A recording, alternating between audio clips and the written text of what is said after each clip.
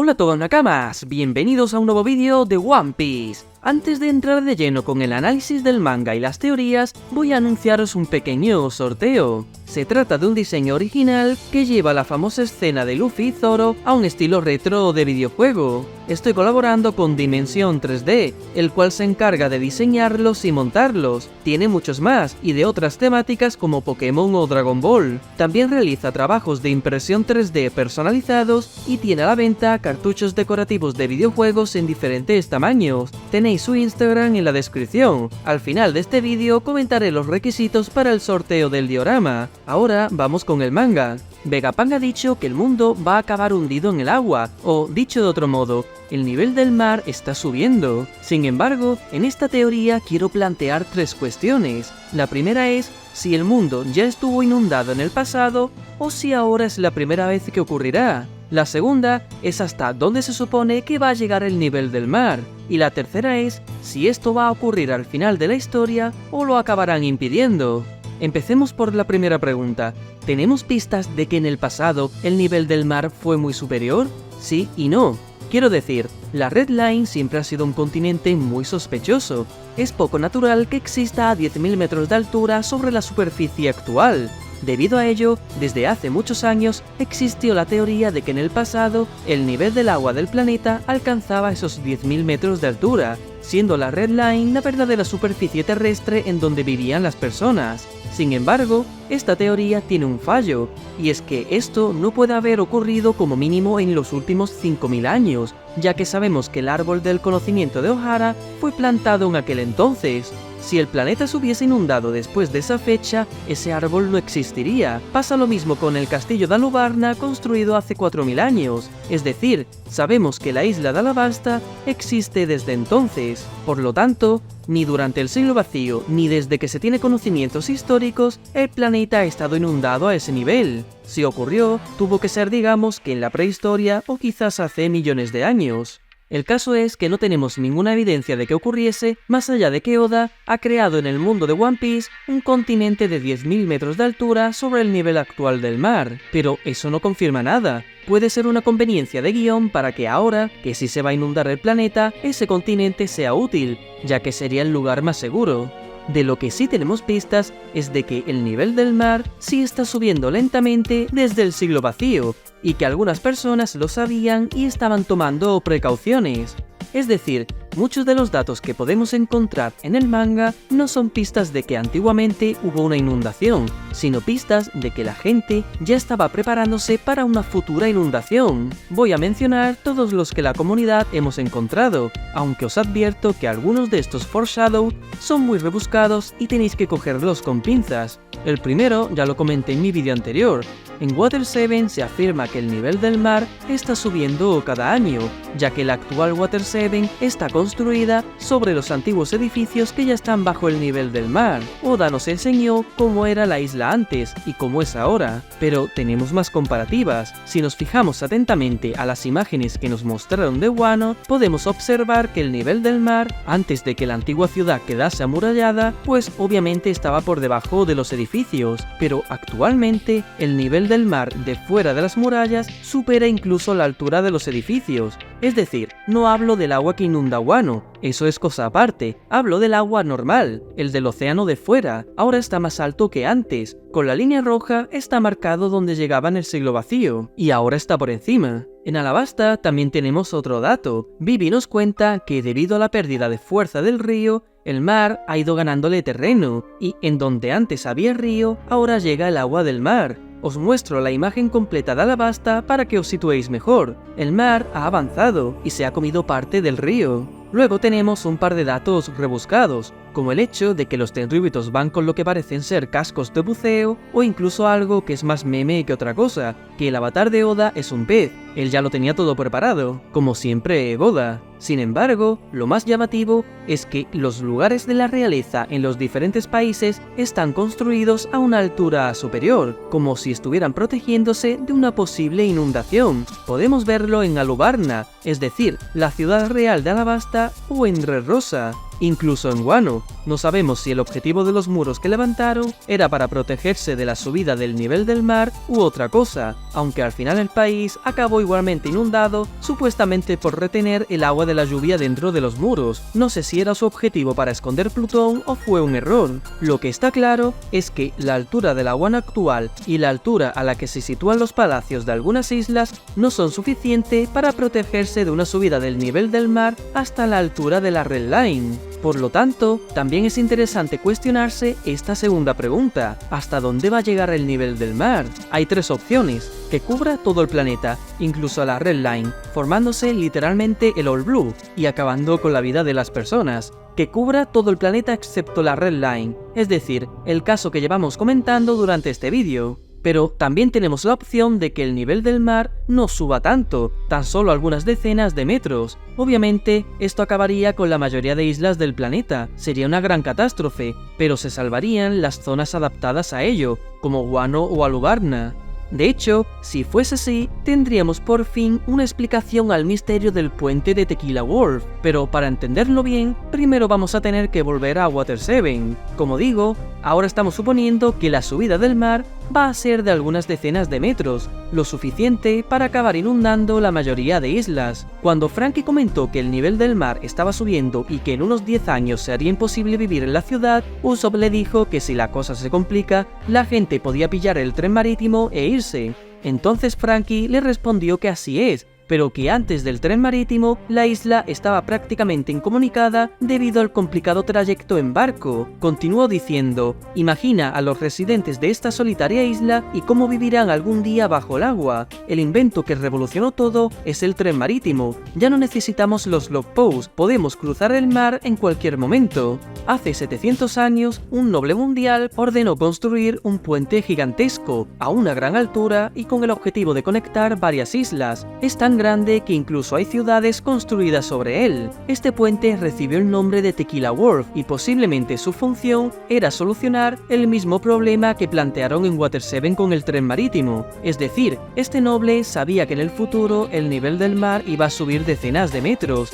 y decidió construir una superficie elevada que conectase varias islas. El por qué un noble se preocupó de ello no lo sabemos. Quizás quería proteger algunas islas a donde le gustaba ir de vacaciones, o quizás eran islas donde él controlaba a los esclavos para obtener recursos naturales valiosos o para la producción industrial. El caso es que desde hace 700 años ya había personas que conocían este trágico futuro y decidieron buscar soluciones. Incluso ahora Iceberg mencionó que el siguiente paso para proteger Water 7 era convertirla en una isla flotante, en una especie de barco. Dicho todo esto, podemos hacernos la tercera pregunta: ¿la inundación ocurrirá o la evitarán? Pues dependiendo de cuál sea la altura. Si se trata de decenas de metros, es posible que ocurra. Así tendría sentido que Iceberg acabara convirtiendo Water 7 en un barco, o que la gente pueda refugiarse en Tequila Wharf o en las islas que están adaptadas a esta subida. No sería el fin del mundo.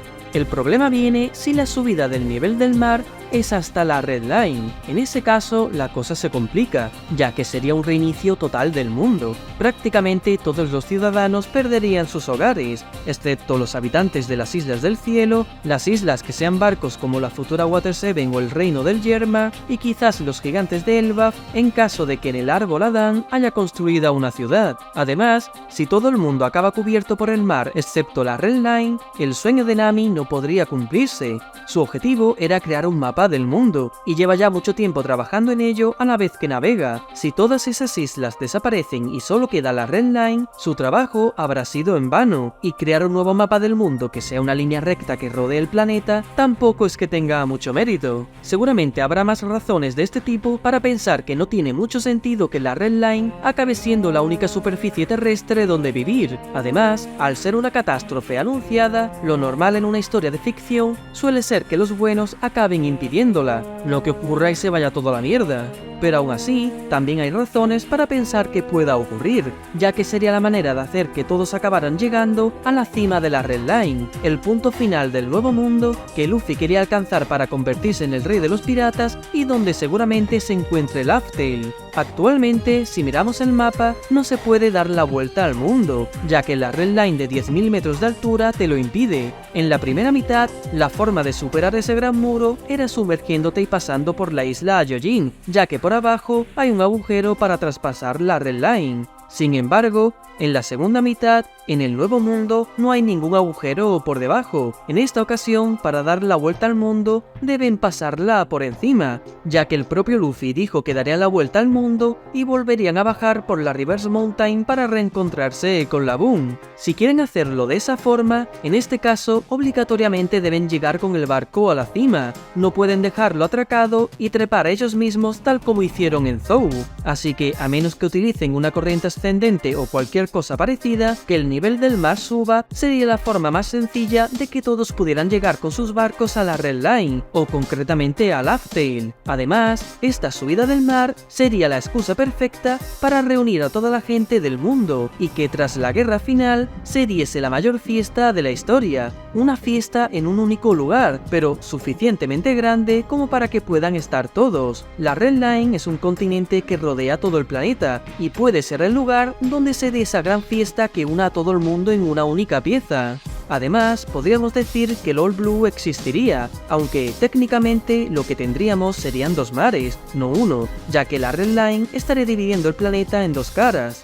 Aún así, todo esto sería una locura, ya que implicaría salvar a todo el mundo, a todos los habitantes de las diferentes islas repartidas por el planeta. Si finalmente Oda piensa hacerlo, su mejor baza es utilizar las armas ancestrales, es decir, que el objetivo de estas siempre fuera salvar a la humanidad. Como ya os conté en mi teoría de las armas ancestrales, pienso que las tres son barcos, o mejor dicho, cada una de ellas está formada por tres elementos: una persona con el poder para controlar un tipo de bestia, como Momonosuke y Shirahoshi, un tipo de bestia capaz de liberar y llevar a la superficie un barco, como Zunisha abriendo las fronteras de Wano y liberando Plutón, o como los Reyes Marinos llevando a la superficie el Arca Noa, y por último, el propio barco que utilizarían para salvar a la población, es decir, el barco Plutón y el Arca Noa. Por supuesto, con Urano pasaría lo mismo. Loki tendría el poder de controlar una bestia, la cual liberaría al barco gigante. Con estos tres barcos se podría socorrer a la población, imitando al relato bíblico del diluvio universal y el Arca de Noé. Otra pregunta que podríamos hacernos es que, en el caso de que el gobierno mundial esté detrás de todo esto, ¿por qué quieren ser los únicos supervivientes refugiados arriba de la Red Line en Mary Joyce? En el mundo real no tendría mucho sentido, ya que para que ellos vivan con todos sus lujos, necesitan explotar a los humanos de las diferentes islas, quitándoles sus recursos a modo de impuestos. Si todos murieran y solo quedasen ellos, tendrían que pringar ellos mismos. Pero si ignoramos eso, tiene sentido que esa sea la mentalidad de los nobles mundiales, ya que más de una vez han utilizado este modus operandi. En el flashback de Kuma, el rey de Sorbet eliminó a la población del sur para que solo quedasen los ricos. Dijo que esto era una buena forma de actuar, y que en otros reinos, como el de Goa, también habían hecho lo mismo. Es decir, que efectivamente, los nobles mundiales sí estarían dispuestos a acabar con toda la población inferior, aunque repito, no sé cómo pretenden luego obtener recursos para vivir con sus lujos. Por último, quiero comentar un par de detalles del capítulo 1113. El título de este capítulo es Stalemate, que se traduce como Rey ahogado. Se trata de una situación del ajedrez en donde el rey, aunque esté a salvo en su posición, no puede moverse a ninguna otra, ya que en cualquiera de ellas estaría en jaque. A efectos prácticos es como un jaque mate, aunque antiguamente esta situación se consideraba a empate, es decir, el jugador a punto de perder podía forzar el rey ahogado para quedar empate y no perder. ¿Por qué Oda ha usado este título de capítulo? Pues porque más allá de que se nos plantea que el mundo se va a inundar y la población se puede ahogar, la situación en Egghead es similar a una partida de ajedrez a punto de finalizar. De hecho, me ha gustado que Oda haga estas referencias, ya que si recordáis, en mi vídeo del capítulo anterior, yo también estaba usando referencias al ajedrez. Planteé esto mismo, que todos los grupos de los protas estaban en jaque por el Gorosei, y la única forma de salvarse es que Vegapunk también hiciese un jaque al gobierno mundial con su revelación, haciendo que al final ambos bandos quedasen en tablas. Y finalmente parece que esto es lo que va a ocurrir. Veremos cómo se desarrolla en el capítulo 1114. El último dato curioso que quiero comentar está en el panel de Baltimore, la isla natal de Vegapunk. Aquí un personaje confunde a Vegapunk, el orgullo de Baltimore, con la pesadilla de Baltimore, pero otro le aclara que no, que la pesadilla de Baltimore es Franky. Además, comenta que actualmente se ha transformado en un barco. Esto lo dice porque el nuevo cartel de recompensa de Franky, quien aparece es el propio Thousand Sunny. Franky empezó apareciendo él mismo, luego apareció el Franky Shogun, y tras Wano, quien aparecía era el barco. Por eso los habitantes de Baltimore creen que Franky se ha convertido en uno. De hecho, si nos fijamos bien, tenemos que la mascota del anciano lleva una careta de león como la del Sunny, ya que es fan de Franky. Que Oda haga hincapié de nuevo en que Franky se ha convertido entre comillas en un barco, afirma aún más la teoría de que finalmente este va a luchar utilizando el propio Thousand Sunny como si fuese un Transformer. Como ya comenté en mi teoría sobre los enfrentamientos contra Kurohige, a Franky le correspondería luchar contra San Juan Wharf, conocido como el buque de guerra colosal. Es decir, tiene un mote que hace referencia a un barco gigante, por lo que en cierto sentido tendremos un duelo de barcos, Franky dentro del Sunny contra San Juan Wharf, el cual es tan grande que camina por el mar. Y hasta aquí llegan las teorías. Antes de despedirme, voy a comentar las bases del sorteo del diorama de Luffy y Zoro. Debéis seguirnos en Instagram tanto a mí como a Dimensión 3D. Además, debéis dar me gusta a la publicación que hay en mi cuenta y hacer un comentario mencionando a una persona. Cuantos más hagáis, más posibilidades. El sorteo es a nivel de España, pero si le toca a alguien de fuera, puedo enviarle $20 solo en caso de que tenga a PayPal. No quiero dejar de lado a mi público de Latinoamérica, que sé que sois muchos. Os dejo todos los detalles y los enlaces de Instagram en la descripción y en un comentario fijado. Y nada más, un saludo y nos vemos pronto.